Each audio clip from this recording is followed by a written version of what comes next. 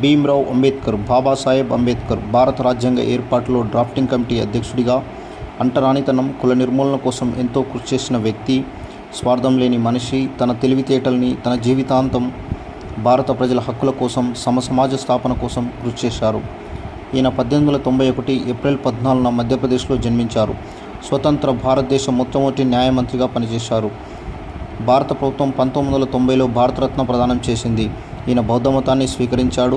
1923లో బహిష్కృత హితకారిణి సభను స్థాపించారు. లండన్లో జరిగినటువంటి 3 రౌండ్ టేబుల్ సమావేశాలకు హాజరయ్యారు. 1936లో ఇండిపెండెంట్ లేబర్ పార్టీని స్థాపించారు. ఈయన ముక్ నాయక్, బహిష్కృత్ భారత్ అనేటువంటి పత్రికలను నడిపించాడు. తెలంగాణ రాష్ట్ర రాజధాని హైదరాబాద్లో అంబేద్కర్ స్మృతివనంలో దేశంలోనే ఎత్తైన 125 అడుగుల కాంస్య విగ్రహాన్ని ఆవిష్కరించారు. ఈయన 1956లో మరణించారు. అంబేద్కర్ని భారత రాజ్యాంగ పితామహుడిగా కూడా పేర్కొంటున్నారు.